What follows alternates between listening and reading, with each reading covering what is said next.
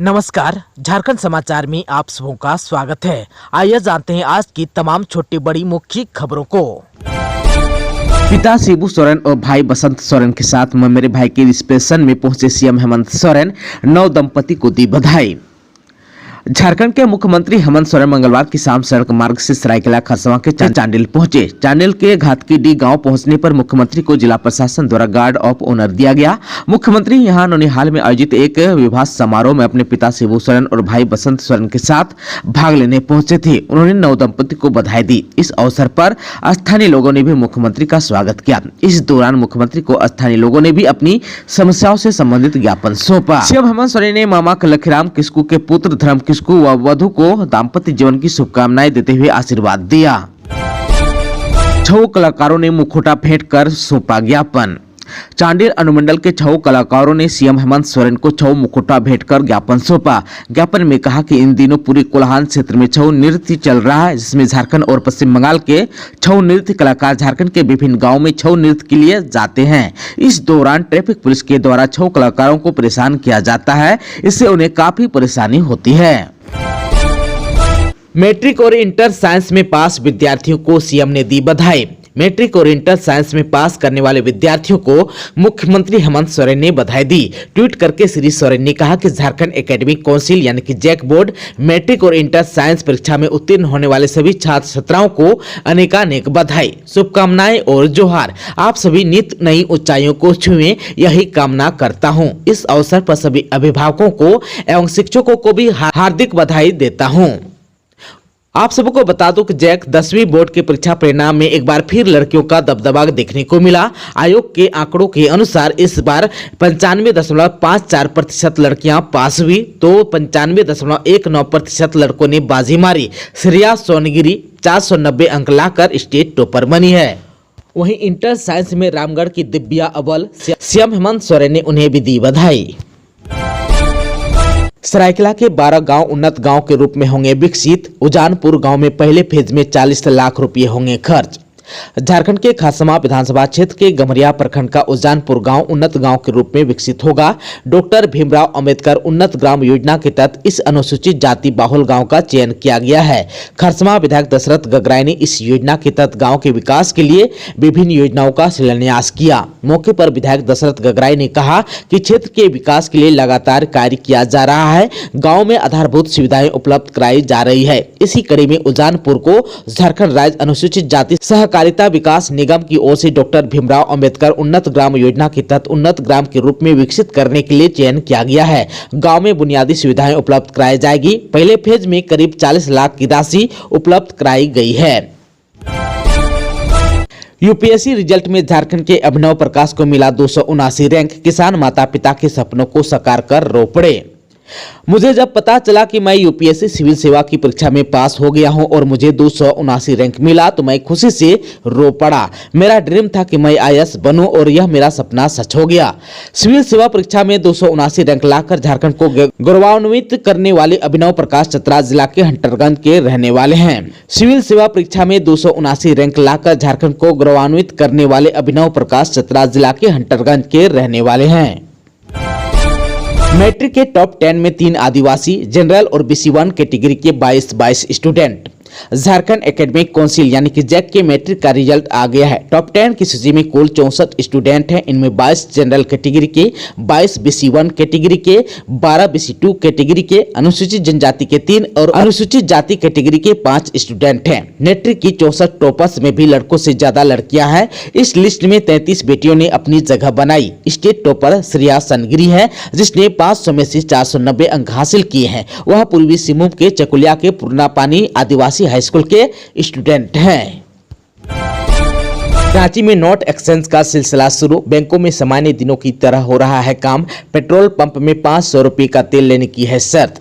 RBI के guidelines के मुताबिक मंगलवार से 2000 के नोट बदलने की प्रक्रिया शुरू हो गई है। रांची शहर के तमाम सरकारी और प्राइवेट बैंक में नोट एक्सचेंज किए जा रहे हैं। बैंकों में 2000 के नोट बदलने का काम सामान्य दिनों की तरह किया जा रहा है। कोकर, बरियातू, लालपुर, मेन रोड, कांटा टोली स्थित SBI, bank of India, axis, ICICI bank में आम दिनों की तरह ही काम हो रहा है। बैंक के अतिरिक्त पेट्रोल पंप में भी लोग पहुंच रहे हैं। आप सबको बता दूं कि राजधानी रांची के पेट्रोल पंप में लोग 2000 का नोट लेकर लोग पहुंच रहे हैं। बूटी मोड़ स्थित गुमला पेट्रोल पंप के मैनेजर ने बताया कि लोगों का आना तो शुरू हुआ, लेकिन संख्या नहीं के बराबर है। उन्होंने बताया कि हम लोग नोट एक्सेप्ट कर रहे हैं। हालांकि वहां के स्टाफ ने बताया कि 2000 के नोट तभी लिए जा रहे हैं जब ग्राहक कम से कम 500 रुपए का पेट्रोल खरीद रहे हैं। वहीं रिम्स के नजदीक स्थित इंडियन ऑयल पेट्रोल पंप में भी नोट लिए जा रहे हैं। हालांकि पेट्रोल पंप में एक समस्या यह भी आ रही है कि लोग 100 या 200 रुपए का पेट्रोल खरीद कर 2000 रुपए का नोट थमा रहे हैं। ऐसे में छोटे नोट की समस्या पेट्रोल पंप में हो जा रही है। राष्ट्रपति का झारखंड दौरा, अलर्ट मोड पर पुलिस। रांची, खुट्टी और देवघर में सुरक्षा के पुख्ता इंतजाम। सादी वर्दी में भी तैनात रहेंगे सुरक्षा अधिकारी। राष्ट्रपति द्रौपदी मुर्मू के झारखंड दौरे को लेकर अलर्ट है। 24 से 26 मई तक रांची पुलिस हाई अलर्ट पर रहेगी। देवघर, रांची और खुट्टी के बाद राष्ट्रपति रांची में राजभवन में रहेगी। राष्ट्रपति रांची में हाईकोर्ट नए भवन के उद्घाटन समारोह और नामकुम स्थित IIT के दीक्षांत समारोह में हिस्सा ले रहे हैं। इन जगहों पर भी सुरक्षा को लेकर तैयारी पूरी कर ली गई है। पुलिस मुख्यालय ने रांची पुलिस को 2500 अतिरिक्त बल दिए हैं ताकि इस यात्रा में राष्ट्रपति को किसी तरह की परेशानी ना हो। काफिला गुजरते ही शुरू होगा आवागमन। राष्ट्रपति का काफिला निकलने से 10 मिनट पहले रोकी जाएगी ट्रैफिक। राष्ट्रपति द्रौपदी मुर्मू के 3 दिनों के प्रस्तावित रांची दौरे को लेकर शहर का ट्रैफिक प्लान तैयार कर लिया गया है। राष्ट्रपति के काफिले को एयरपोर्ट से राजभवन तक आने जाने के दौरान कहीं किसी प्रकार की परेशानी न हो, इसका विशेष ध्यान रखा जा रहा है। एयरपोर्ट से राजभवन के लिए काफिला जैसे जैसे आगे बढ़ेगा, 10 मिनट पहले उक्त मार्ग पर सामान्य वाहनों का परिचालन रोक दिया जाएगा।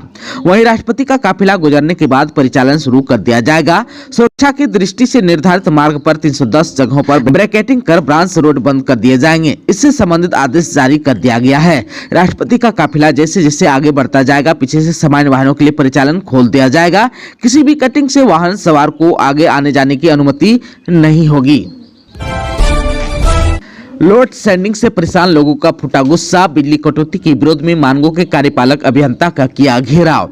गैर कंपनी इलाके मानगो में 12 घंटे तक बिजली लोड शेडिंग के खिलाफ मंगलवार को लोगों का गुस्सा फूटा। मानगो वासियों ने बिजली विभाग के कार्यपालक अभियंता के कार्यालय के बाहर विरोध प्रदर्शन किया। लोगों ने मानगो के कार्यपालक अभियंता अजय कुमार को बिजली आपूर्ति व्यवस्था चरमराने पर घेरा और ईई को कार्यालय में प्रवेश करने से रोक दिया। कार्यपालक अभियंता अजय कुमार को 15 मिनट तक लोगों ने घेरे रखा। लोगों की मांग थी कि जब तक कार्यपालक अभियंता लोड शेडिंग बंद करने और बिजली वितरण में सुधार का भरोसा नहीं दिलाएंगे, कार्यालय में प्रवेश नहीं करने देंगे। बाद में लोगों के साथ ईई अजय कुमार की वार्ता हुई। ईई ने लोगों को बिजली सुधार करने के लिए बड़े अधिकारियों से बातचीत कर हल निकालने का भरोसा दिलाया। तब जाकर लोगों ने ईई को कार्यालय जाने दिया। आप सबको बता दूं कि मानगो के लोग मंगलवार की सुबह बिजली कटौती के 12 से 14 घंटे होने के विरोध में ईई कार्यालय पहुंचे थे। भाजपा नेता विकास सिंह और दर्जनों लोगों ने विरोध में ईई कार्यालय के बाहर टायर जलाकर विरोध प्रदर्शन किया। टायर जलाकर विरोध के क्रम में भाजपाइयों ने नारेबाजी भी की। टेल्को में वज्रपात से युवक की हुई मौत। कदमा में बच्ची पेड़ के नीचे दबी। जमशेदपुर शहर और उसके आसपास के कई इलाकों में मंगलवार की शाम आंधी और बारिश ने काफी तबाही मचाई। करीब 65 किलोमीटर प्रति घंटे की रफ्तार से हवा भी चली। कई जगहों पर ओलावृष्टि भी हुई। कई जगहों पर पेड़ और बिजली के खंभे गिर गए। स्टेशन रोड पर पेड़ गिरने से आवागमन प्रभावित हुआ। इधर टेल्को में वज्रपात से आमिर खान, जिनका उम्र 34 वर्ष थी, उनकी मौत हो गई। वहीं कदमा के जयप्रभा नगर में पेड़ के नीचे दबने से जमुना कालिंदी, जिनका उम्र 10 वर्ष की थी, मौत हो गई। वहीं आदित्यपुर न्यू कन्या मध्य विद्यालय के पीछे की दीवार गिरने से बोकारो निवासी बोबी, जिनका उम्र 13 वर्ष की, मौत हो गई। अलग अलग क्षेत्र में वज्रपात, पेड़ और दीवार गिरने से 4 लोग घायल भी हुए। घायलों का TMS और टाटा मोटर्स अस्पताल में इलाज चल रहा है। श्रम विभाग ने CGM कोर्ट में दर्ज कराया केस। PM आवास योजना के संवेदक पर न्यूनतम मजदूरी नहीं देने का आरोप। श्रम विभाग ने न्यूनतम मजदूरी भुगतान नहीं करने के मामले में आदित्यपुर स्थित आधुनिक एलॉय एंड पावर लिमिटेड और बिरसा नगर में बन रहे प्रधानमंत्री आवास योजना के संवेदक के खिलाफ मुकदमा दर्ज कराया। आधुनिक एलॉय एंड पावर लिमिटेड पर सरायकेला CGM कोर्ट में और बिरसा नगर में बन रहे प्रधानमंत्री आवास योजना के संवेदक मोहन पोद्दार के खिलाफ जमशेदपुर CGM कोर्ट में मुकदमा दर्ज हुआ है। जमशेदपुर के श्रम अधीक्षक अविनाश ठाकुर ने इन दोनों के खिलाफ न्यूनतम मजदूरी अधिनियम 1948 के तहत मुकदमा दर्ज कराया है। आप सबको बता दो कि श्रम नियोजन, रोजगार और प्रशिक्षण विभाग लगातार श्रमिकों को मिलने वाले न्यूनतम मजदूरी के मामले में कार्रवाई कर रही है। उमस भरी गर्मी से लोगों को मिली राहत। बारिश के बाद मौसम बना सुहाना। 2 घंटे के अंदर 4 डिग्री सेल्सियस गिरा पारा। तेज आंधी और कई जगह ओला के साथ हुई बारिश मंगलवार को धनबाद में मौसम का मिजाज बदल दिया। दोपहर 2 बजे के बाद धनबाद के आसमान को बादलों ने घेरना शुरू कर दिया। देखते ही देखते काले बादलों से धनबाद का आसमान घिर गया और हवाओं ने तेज रफ्तार पकड़ ली। 3 बजते बजते हवाओं ने आंधी का रूप ले लिया। 35 से 40 किलोमीटर प्रति घंटे की रफ्तार से धूल भरी आंधी चलने लगी। दोपहर में रात का नजारा बन गया। धूल भरी आंधी के कारण सड़कों पर गाड़ी चलना मुश्किल हो गया। लोगों को बचने के लिए जहां तहां रुकना पड़ा। कई जगहों पर ओला के साथ बारिश भी हुई। आधे घंटे बाद आंधी पानी बंद हुआ तो मौसम सुहाना हो गया। अचानक आए इस आंधी पानी से लोगों को उमस भरी गर्मी से राहत मिली। 2 घंटे के अंदर धनबाद का पारा जो है 4 डिग्री सेल्सियस तक गिर गया। टांगी और बलवा से काटकर हत्या की थी। दंपति हत्याकांड में फरार आरोपी गिरफ्तार, भेजा जेल। पालकोट थाना क्षेत्र के डहूपानी पंचायत स्थित बजरा गांव में 14 मई को राजू खड़िया और उसकी पत्नी आशा देवी की टांगे और बलवा से काटकर हत्या कर दी गई थी।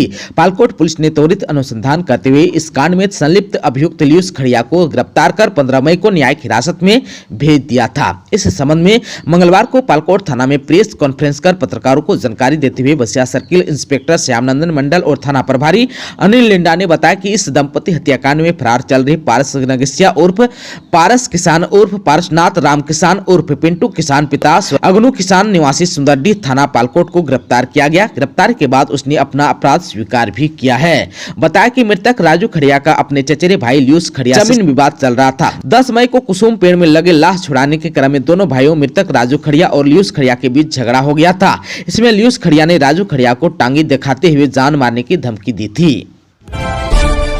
दोस्तों, अभी तक आपने चैनल को सब्सक्राइब नहीं किया है तो प्लीज चैनल को सब्सक्राइब कर बेल आइकन को प्रेस कर दीजिएगा ताकि खबरों का अपडेट आपको मिलता रहेगा।